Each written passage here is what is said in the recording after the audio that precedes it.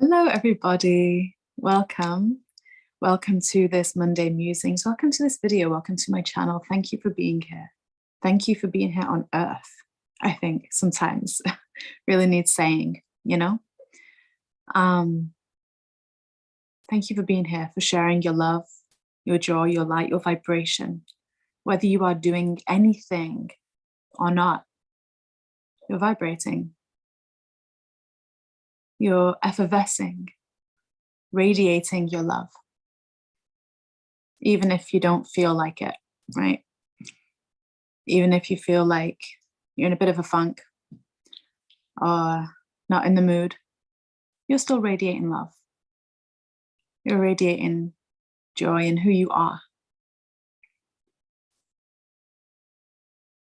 It's really interesting how we see ourselves and how we see one another. I was speaking with a friend today, and we were talking a little bit about all the different archetypes that we have within us. And I held up a deck of cards and I said, we're kind of like a deck of cards, right? I had this deck of cards. I was like, we're kind of like a deck of cards. Like, this is kind of like our body, you know? That body is that channel, that vessel, that temple, the instrument of light. What's really interesting is every one of these cards is like a different archetype of us, right? A different archetype. Every single one of them. It's like a different version of us in a moment of time.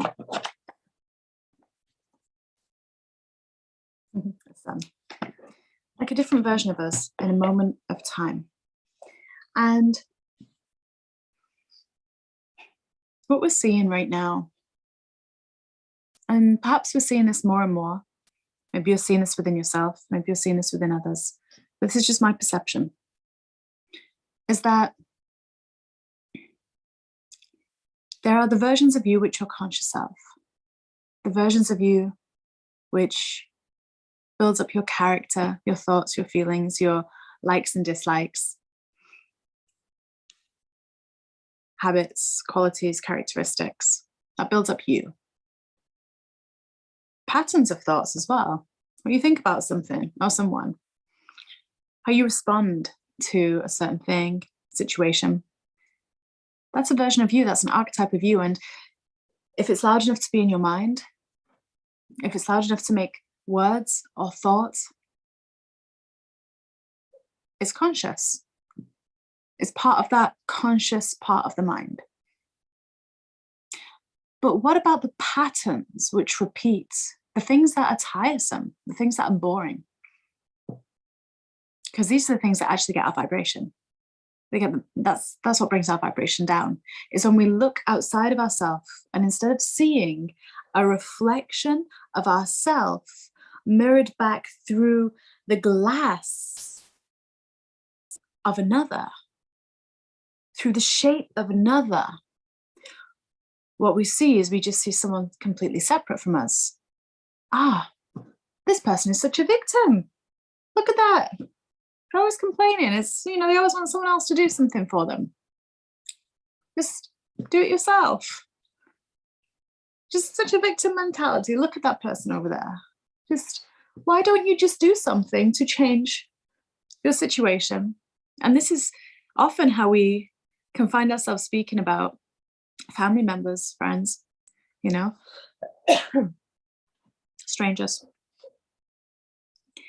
And it's interesting because there might be like one or two people in your life that kind of like, you love them so much. Yeah, there's just like one thing that they sometimes do when they're not in alignment, which kind of irks you. Do you know what I mean? Does this ever arise? Maybe it doesn't arise with you. Maybe you're really integrated within yourself, it doesn't arise. Or maybe it does. It might be more subtle than that. And it might not be a friend or a family or a stranger or a client or a patient. It might be the news. It might be someone on social media. It might be a group of people, an archetypal group of people. That could be any group. And what's really interesting here And this is the point that the teams of light were bringing when I was having this wonderful conversation, such a nourishing conversation, this expansive conversation, was that, see, what we don't realize is when we notice a pattern, and this is really prominent right now, like this video is coming out around the Virgo full moon. Virgo ruled by Chiron and Mercury. Virgo ruled by Chiron and Mercury, depends on which astrology you're looking at. Chiron, that wounded healer. And isn't it interesting that, you know, the Chiron in us, looking at these other beings and going, oh, see, I wonder if they notice that they're doing this. Do you know what I mean? We find ourselves saying that, right?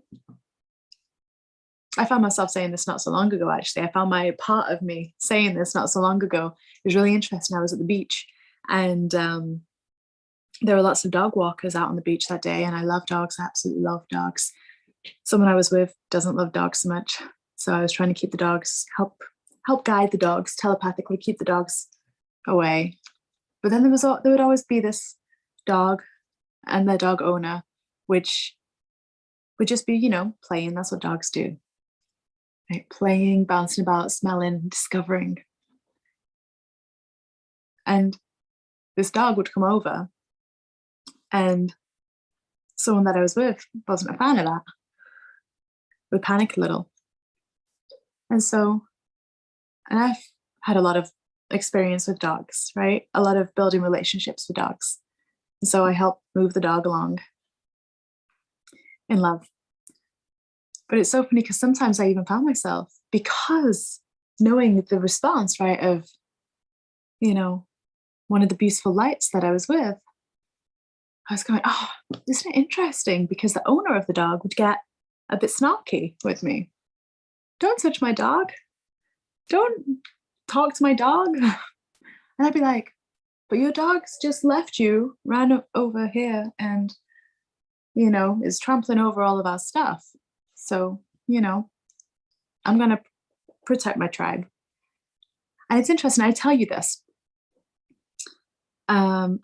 because it was so fascinating, because at one point I found part of myself thinking, why would you have a dog if you're not going to learn how to bond with it and communicate with it? Right? You know, you don't know who's on that beach. You don't know what someone might do. Like, my response to me was very kind and very gentle. And it's fascinating because, you know, part of me was going, wow, because the dog owner wasn't too much of a fan, got really, really snarky and got a little bit aggressive.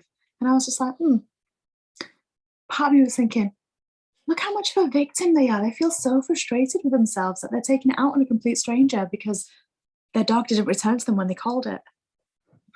And it was so fascinating because I was like, afterwards, I was thinking a little bit, I was like, wow, what an interesting response. What part of me was responding to that? And I know this is kind of like a long-winded way. Maybe part of me needed witnessing. So if you're listening to this and watching this, thank you for witnessing me as I share this. But it was really interesting because I recognized something in that moment, that which I recognize today when the teams of light were bringing this message through, that whatever pattern we're seeing, whatever actually occurs, yes, it's up to us how we respond, of course, but there is a part of us which has attracted that. Now, if something becomes a pattern, maybe you're seeing that same thing pop up with a couple of different people in a space or a time or a week or a couple of weeks, strangers, anyone, family members, it doesn't matter. What's actually happening in there is polarity happening. There is projection of a shadow that is so hidden, of a voice that is so quiet, that doesn't feel safe to speak, that it has to project out. And it has to be that reflection coming from another, because we can't see it for looking. We can't see it for looking. Right? It's interesting, right? What can we see within ourselves? What can't we see within ourselves? Because the thing is that those roles that we've taken, like, so in my experience with the beach, I was like going, oh, that person, that the human doesn't know how to communicate with that animal, why would they not learn that? And it's interesting because I had to recognize in that moment that that was a thought being thought, because I actually repeated a couple of times with a couple of different people that day, and I was like, oh, this is a pattern. This is not just a one-off, this is a pattern. So what part of me doesn't feel like I can communicate? Do you see how I got there? Because I looked at them and I said, or I thought in my mind, a part of me thought, and I was quick enough to catch that thought. I went,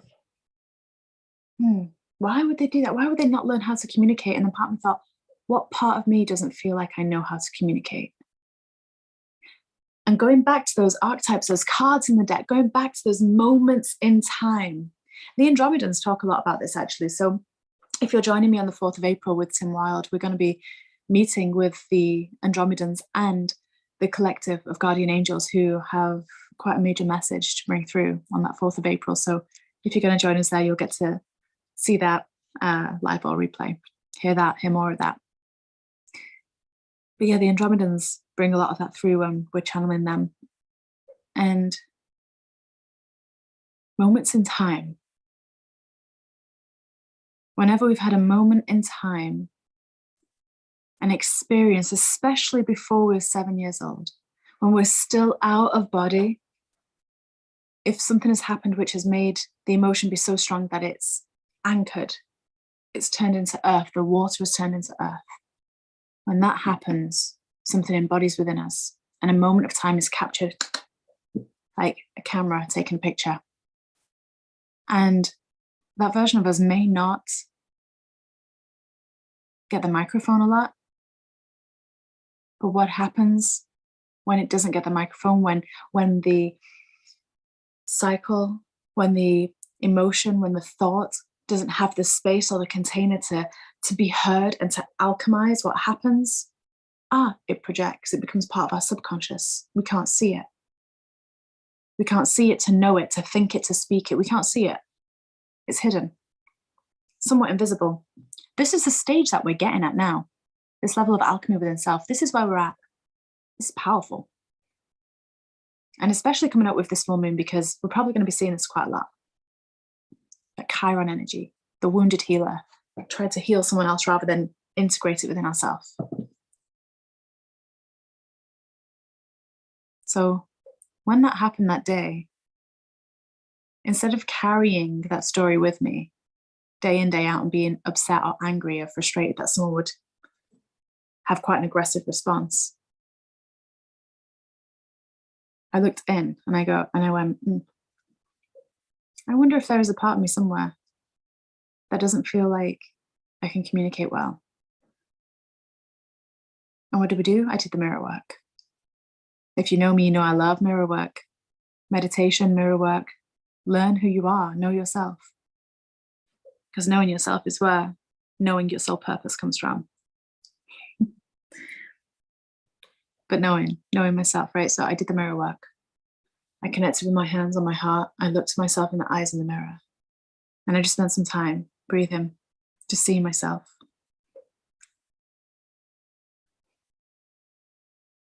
Letting my heart expand, letting me see the miracle that I am, all of me. No matter what thought came up, however many thoughts, whatever chaos or stillness was there, seeing myself. Because the chaos is just the multiple moments in time. For anyone that's asked that before, why is it loud in my mind when I meditate or stop? It's just all the versions of you. That's okay. That's all it is. But then after that, after the breathing, the opening of the heart, the looking at myself for a couple of minutes in the mirror, I then started to ask, Alice. And I said my name. It's important to say your name if you're going to do this. I said, Alice, which version of you, which version of me has an experience of feeling like I can't communicate? Which version of me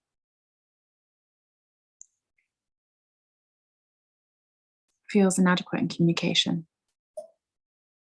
feels out of control in communication, misunderstood. And I just kept asking those questions.